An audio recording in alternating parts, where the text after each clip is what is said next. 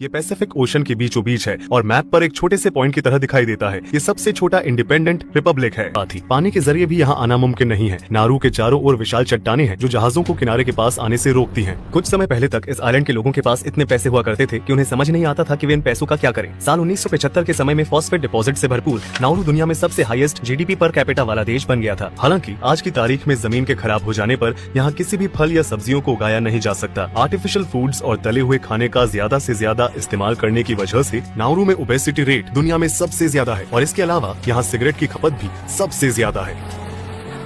ये जाहिर है कि सरकार विदेशी मीडिया को देश से दूर रखना चाहती है। इस वक्त यारेन में हूँ क्योंकि रनवे एरिया और ड्राइवे एरिया एक दूसरे के ठीक बगल में है, इसलिए यहाँ कार्स का एयरप्लेन्स को रास्ता देना बहुत ही आम बात है। पैदल चलने वाले लोगों को लैंडिंग और टेक ऑफ के दौरान होने वाले जेट ब्लास्ट के प्रति चेतावनी दी गई है। ऐसा इसलिए है क्योंकि यह देश इतना छोटा है कि स्ट्रिप के आकार वाला ये एयरपोर्ट आइलैंड के पूरे साउथ वेस्ट कोस्ट तक फैला हुआ है। आप जो यहाँ देख रहे हैं वो है एयरपोर्ट। अगर मैं अंदर जाना चाहता हूँ तो मैं बस इस फेंस को पार करके अंदर जा सकता हूँ। आइलैंड का पूरा एरिया सिर्फ 21 स्क्वायर किलोमीटर या 8 स्क्वायर माइल्स है। पूरे देश को कार से ड्राइव करने में ज्यादा से ज्यादा 20 मिनट का समय लगता है और सफर जहाँ से शुरू होता है वहीं से खत्म भी होता है, क्योंकि यहाँ सिर्फ एक ही रिंग रोड। यहाँ पुलिस हर वक्त पहरा देती रहती है।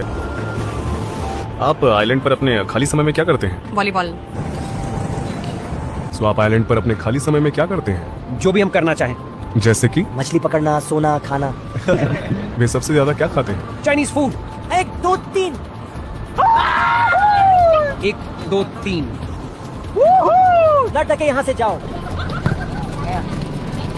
लेकिन फिर भी यहाँ ज्यादा लोग नहीं आते। नारू सदियों से माइग्रेटरी बर्ड्स का पसंदीदा स्टॉप रहा है। पहले माना जाता था कि इस आइलैंड में लिमिटेड रिसोर्सेज हैं, लेकिन इसकी मिट्टी में पक्षियों की बीट और समुद्री माइक्रो ऑर्गेनिज्म से बना गुआनो नाम का एक खजाना था। साल 1899 में जर्मन जियोलॉजिस्ट एल्बर्ट एलिस ने पाया कि इस आइलैंड पर हाई क्वालिटी फॉस्फेट रिजर्व है। एक समय में इसकी कीमत गोल्ड जितना था और पहले विश्व युद्ध के दौरान ऑस्ट्रेलिया ने तुरंत नारू पर कब्जा कर लिया और इसे एक ओवरसीज माइनिंग फील्ड में बदल दिया। साल 1942 में कुछ समय के लिए जापान के कब्जे को छोड़कर निकाले गए फॉस्फेट को सालों तक दुनिया भर में बेहद कम कीमतों पर बेचा गया था। बुजुर्गों का कहना है कि इस जगह जापानी लोगों को इकट्ठा करके उन्हें बंद करके छत से गैसोलीन डालते थे और उन्हें वहीं जला देते थे। ये वही लोग होते थे जो उनके साथ काम नहीं करना चाहते थे। ये पटरी जो समय के साथ साथ मिटने वाली है, इसे साल 1907 में फॉस्फेट माइंस को धरती के अंदर वाले भाग से वेस्टर्न कोस्ट पर बने हार्बर तक लेकर जाने के लिए बनाया गया था। 1968 में नारू को आजादी मिलने तक यहाँ से 35 मिलियन मेट्रिक टन फॉस्फेट को निकाला जा चुका था। इस पर विश्वास करना थोड़ा मुश्किल है, लेकिन पिछले 100 सालों में दुनिया भर के कई लोगों की टेबल पर आने वाले फल और सब्जियां इस छोटे से आइलैंड की मिट्टी से निकाले गए फॉस्फेट से उगाए गए थे। आजादी मिलने के बाद नारू में पैसों की बारिश होने लगी और वहाँ पर रह रहे लोग जिनकी धरती का इस्तेमाल फॉस्फेट माइनिंग के लिए किया जा रहा था, उन्होंने अपनी नौकरी छोड़ दी और करोड़पति बनने का इंतजार करने लगे। चाइना और अन्य पैसिफिक आइलैंड से हजारों वर्कर्स को फॉस्फेट माइनिंग की गंदी, गर्म और कठिन परिस्थितियों में काम करने के लिए लाया गया था। साल 1975 तक नारू में रह रहे प्रति व्यक्ति की इनकम लगभग